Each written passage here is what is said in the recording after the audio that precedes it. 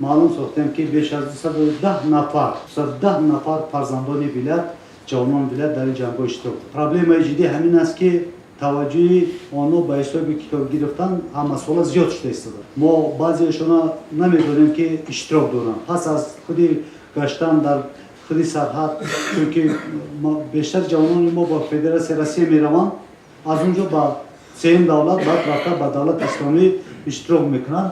بعد معلوم میشود که آنها اشتراکچی هستند. یعنی که در این جدا باید همه ما کاربری کارگزاری کنیم. توجه ما هم اطراف این مسئله خیلی هم جدی است. بعضی نفرانی هستند که با عائله‌شون رفتن. این در برخی از بختر است. ما اینشون در اون منطقه کلوب دیده میشود.